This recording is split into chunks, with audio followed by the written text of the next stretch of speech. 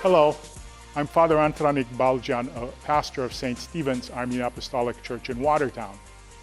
This Sunday, January 20th, is the first Sunday after the octave, or 8-day period, following Holy Theophany.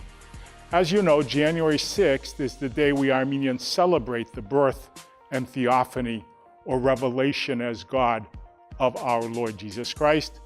But perhaps you don't know that theophany is celebrated every day for 8 days, right from the 6th through the 13th of January, when we celebrate our Lord's naming. Many of the readings on the Sundays following Theophany also attest to Jesus' divinity. For instance, the Gospel reading for this Sunday, John 2:1, gives us a glimpse into Jesus' nature. It is the story of his first miracle recorded in the Bible, and is one of my favorite stories.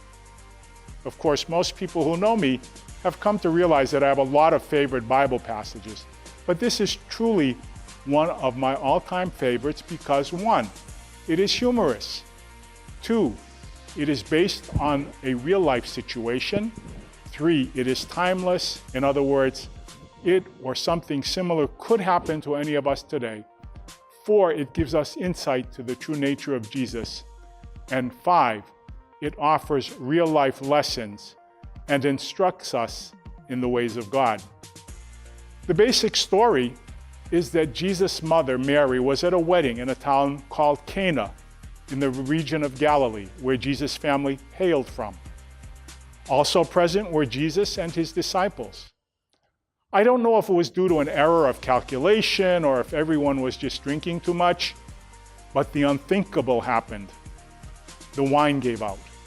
So the party, only halfway finished, with the wine completely gone. Can you imagine yourself in a similar situation? You're putting on a wedding, or having friends over for dinner, or throwing a Christmas party or a church banquet, and all of a sudden, all the liquor or maybe the food runs out. Can you imagine how embarrassing that has to be? Boy. Anyway, evidently Mary had some sort of vested interest in the celebration. Maybe it was the wedding of a member of her own family or the son of a close friend. Whatever the reason, Mary felt compelled to intervene. Now please understand that what you're about to hear is also descriptive of who Mary is and what her role is in the life of the Christian church.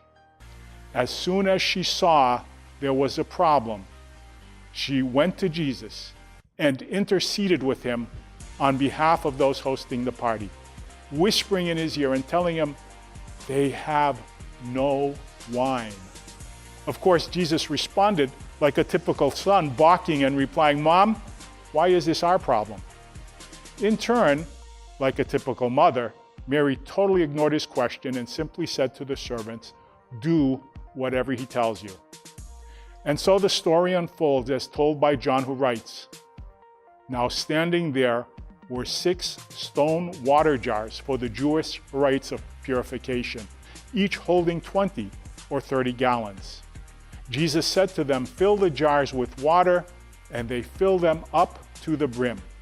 He said to them, 'Now draw some out and take it to the chief steward.'"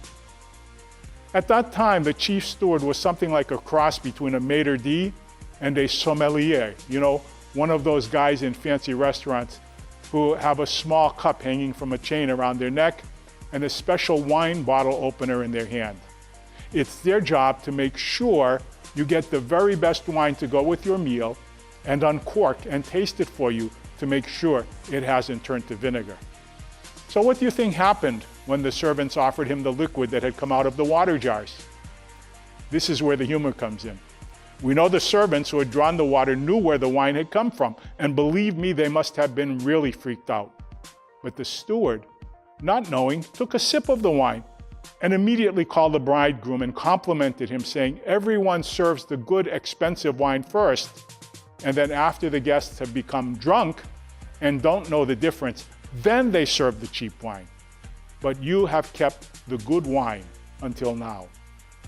When I counsel couples who are going to get married, I often use this story, which is alluded to in the wedding service, to help them understand what the secret to living a great life is.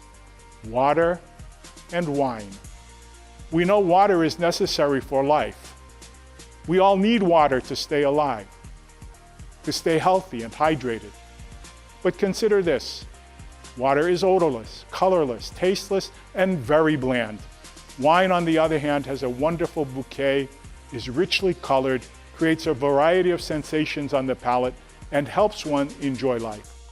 Wine is exciting and stimulates the senses, and as it is written in Psalm 104:15, gladdens the human heart.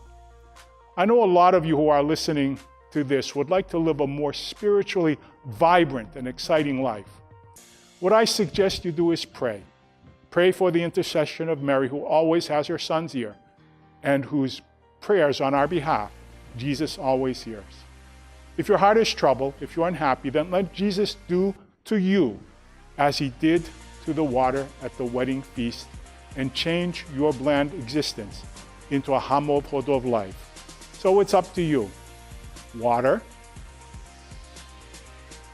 or wine? God bless.